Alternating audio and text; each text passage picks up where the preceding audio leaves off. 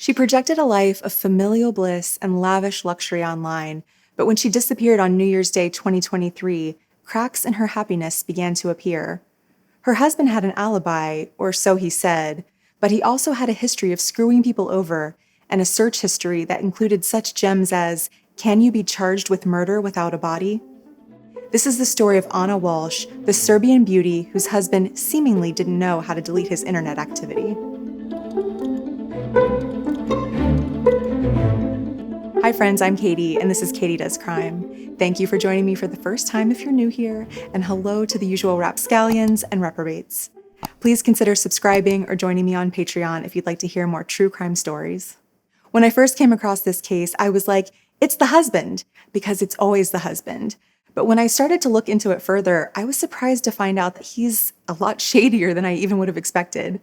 I don't want to be accused of falling victim to missing white woman syndrome, where we only care about white lady victims, but when I searched YouTube for a good summary of this case, I couldn't find one, so I partly wanted to make this for myself. Anna Walshe spent a lot of 2022 living away from her family. In March, she moved to Washington, D.C. for work, a move that wasn't wholly surprising to those who knew anything about the ambitious, driven Anna. She'd moved to the state of Virginia from Serbia in 2005 as Anna Nip and took a job cleaning hotel rooms. But it wouldn't be long before she was working on her master's degree in hospitality management from the Ivy League Cornell University. Anna went back to working at hotels when she graduated, but this time she was the one running things for chains like Intercontinental and Taj in Boston. Coworkers said she was a born leader, both electric and compassionate. They said that she was a hard worker, but also emotionally mature. She enjoyed luxury, but she also made her own success. And yes, she may have liked to show off a little bit on social media. In 2008, Anna was working at the Wheatley Hotel in the Berkshires, where she was involved with the chef. But when Brian Walshe strolled in one day, Anna said it was love at first sight. He was charming and handsome, half Iranian, and, his generosity with the credit card probably didn't hurt things. According to his LinkedIn, Brian is the former chief financial officer for a consulting company and the co-founder of a company that does cybersecurity training. He grew up in boarding schools and fancy universities and bragged about how he once bought out every ounce of white truffle at a Boston restaurant one night. Anna said he struggled with the idea of letting someone in and accepting the love that he deserved, but she admired his kindness and his good heart. They dated long distance for years. Anna finally divorced her chef husband in 2014, and she and Brian married on December 21st, 2015. They eventually had 3 boys together. They led a lavish life that was #blessed, and Anna was #grateful for it. But in 2021, the FBI found, so to speak, a little gum on the bottom of her Gucci. It turns out that Brian, in an effort to keep up appearances, had knowingly sold 2 fake Andy Warhol paintings. He'd offered to sell them for a friend overseas, but once the friend sent them over, Brian stopped answering his calls. Then Brian offered the paintings for sale online, but actually sent the buyer 2 obvious fakes. Law enforcement didn't charge Anna, but her eBay account was the one used to list the paintings, and she certainly benefited from the fraud. After Brian screwed over the buyers, he took Anna shopping at Prada before paying off the credit card bills for all of their fancy trips and meals. Brian pleaded guilty to 4 counts, but when it came time for sentencing, it came out that he hadn't told investigators about some of Anna's assets. Maybe he hoped that she'd be able to hold on to her Fiat and Maserati, or that he wouldn't have to pay back his victims as much. And it turns out that this wasn't the only teeny tiny little lie Brian had told. In 2019, after Brian's dad died, Brian attempted to sell his dad's home. Only it turns out Brian had been stricken from the will after allegedly scamming his own father out of $1 million. His dad said in the will, and this is brutal, that he was leaving his only son my best wishes and nothing else. Still, Brian bragged in a diary about how easy it was for him to con other people, that people found him credible and just plain likable. His friends called him charitable, and he told the judge in the art fraud case that all he wanted was to stay out of prison to be of service to his community. Okay. While Brian waited on house arrest to find out if he was going to do time or not, his wife, Anna, 39 years old, took this new job as a regional manager with a big-time real estate investment company. It meant that she'd make more money, but it also had her spending the majority of her time in D.C., away from Brian and the kids. Brian's lawyer said Anna went alone only because Brian was dealing with these legal troubles, but either way, she got herself a cushy $1.3 million home there. Brian, meanwhile, moved into a house in Cohasset, Massachusetts, about 30 miles from Boston, that his mother rented for him and the boys. His mom would stay with him when Anna was out of town, but apparently wouldn't be there when Anna came home on the weekends to spend time with her family. Brian's mom said maybe it was cultural differences that kept them from getting along, but Brian was the only one to take care of her. Anna was home for New Year's Eve 2022, and the couple invited a friend over to the Cohasset house for dinner. Brian cooked dinner, everyone was all smiles, they talked about the future, everything seemed normal. The friend left at 1:30 a.m., early New Year's Day, and later texted Brian and Anna to thank them for the fun evening. Only Brian texted back. But that's normal, right? You text a couple and one of them handles the reply. No big deal. The thing is that Anna disappeared after that. According to Brian, she was supposed to take a rideshare service that day, Sunday, to the Boston airport and catch a plane to D.C. Police can't confirm if she ever caught her cab, but they know she definitely never boarded a plane. On January 4th, Wednesday, Anna's D.C. firm first reported her missing. Initial reports say that Brian contacted the police at the same time, but we now know that police logs say otherwise. Brian's attorney says that Brian contacted Anna's employer first, and then they called the police. Either way, isn't it strange to leave it up to her job when you're the one with all the information? Brian did at least have the good sense to call one of Anna's friends that day and leave a voicemail about how he was contacting everyone they knew to try to locate her. When police questioned Brian, he said a work emergency took Anna away from home on Sunday as early as 4 a.m., but he was asleep at the time and hasn't heard from her since. Friends found this strange because Anna never went a day without talking to her family, especially her boys, aged 2, 4, and 6. But Brian was cooperating with investigators and had an alibi. But by that weekend, the mood had shifted. None of Anna's credit cards had been active, and her cell had been shut off since her disappearance. It last pinged a tower near her house at 3:12 a.m. on January 2nd, according to one source, a day after she had supposedly left town. The Cohasset police were working with the Massachusetts State Police, and at this point, they were very concerned for Anna's well-being. Dogs searched the woods near the family's home, and officers pulled items from the family's pool, which appeared to have turned dark and murky in the off-season. Searches around the Massachusetts home and Anna's weekday home in D.C. turned up nothing. On January 8, 2023, the police affidavit was written up. In it, the investigator describes Brian's movements on January 1st, the day Anna went missing. Unfortunately, the bracelet Brian wears as part of his house arrest doesn't have GPS tracking. It only alerts his probation officer when he leaves the house, not specifically where he goes. But Brian says he woke up at 7 a.m. after Anna left and made breakfast for the 3 boys.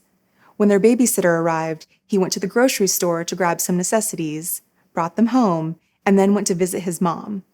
He got lost on the way because his cell phone was missing that day, so it took him longer than usual to get there. He ran errands for his mom and then came back home at 8 p.m. But when investigators later tried to retrace Brian's steps, they couldn't find him on surveillance footage from any of the places he claimed to visit for his mom.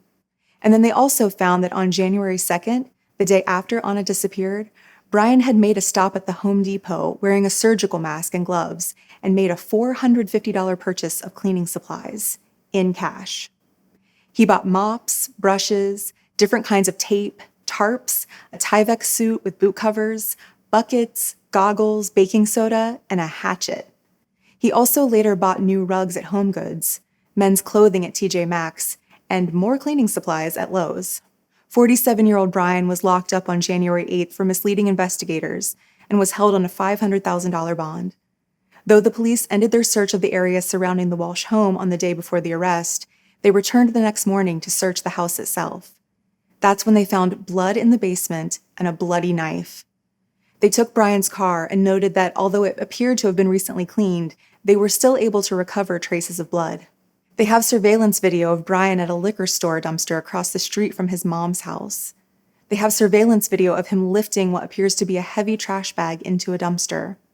But no evidence was able to be recovered from the dumpsters later. However, at a local sanitation facility, investigators found trash bags with things like blood, a hatchet, a hacksaw, a rug, a Prada bag, hunter boots, and used cleaning supplies that they believe could be linked to the crime, especially because DNA from both Anna and Brian were found in the items. They also found Anna Walshe's COVID-19 vaccine card and a piece of a necklace that looks like one she wears in photos.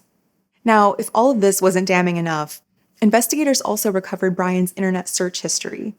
It starts on December 27th when he searches, "What's the best state to divorce for a man?" And I love the thought that there might be more man-friendly states out there. But Brian must not have liked the answer he found, because then between January 1st and 3rd, Brian searches so many incriminating things that I can't even read them all. But here are a few choice ones for you. How long before a body starts to smell? 10 ways to dispose of a body if you really need to. Can you throw away body parts? Is it better to throw crime scene clothes away or wash them? And what is the rate of decomposition of a body found in a plastic bag compared to on a surface in the woods? I mean, there's no way to know exactly who made these Google searches because they were done on a son's iPad. But I'm not sure we can reasonably expect a 6-year-old to be thinking of soft tissue decomp rates on different substances. I think it might have been Brian. Brian Walshe is back in court today, officially charged with murdering his missing wife, Anna. Do you understand those charges, Mr. Walshe? I do.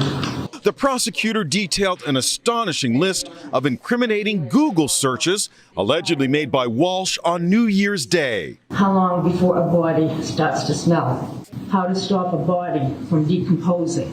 10 ways to dispose of a dead body if you really need to. How to clean blood from wooden floor?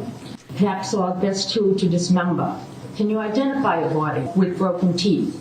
And I just want to say that I know there have been rumors going around that he specifically searched for how to dispose of a 115-pound woman's body.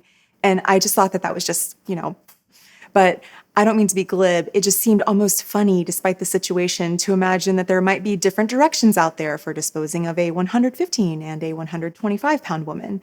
But either way, I think this was once reported by CNN based on something law enforcement said, but it doesn't appear that this was an actual search that Brian made. Too bad. After weeks of not formally charging him while everyone wondered why there was any question about it, Brian was finally charged with assault with intent to murder and disinterring Anna Walshe's body on January 17, 2023. Prosecutors assert that Brian stashed the body parts in the various dumpsters that he was caught on camera hoisting those trash bags into, and by the time authorities made it to the trash facilities, the body had already been burned. Brian pleaded not guilty and will appear before the court on February 9th. There's precedent in the state for prosecuting without a body dating back as far as 2002. The 3 children are being kept in state custody while the Department of Children and Families figures out the best place for them. They think they may want to place the children with someone with experience in traumatic situations. Anna Walshe was a member of a local organization for U.S. immigrants called Sky International Center, which is now raising money for the kids. Of course, I ask you to please do your own research before contributing to any fundraising effort. In the wake of the arrest, more information has come out about Brian's tussle with his estranged dad. When the esteemed neurologist died while on a trip to India, Brian asked one of his dad's close friends to stop by his dad's house and grab the will. When the friend noticed that Brian had all been written out of the will, he snapped some photos of the document before handing it over, just to be safe. This friend had been told by Brian's dad that when Brian spent some extended time in a psychiatric care facility in Massachusetts, that he'd been diagnosed as a sociopath.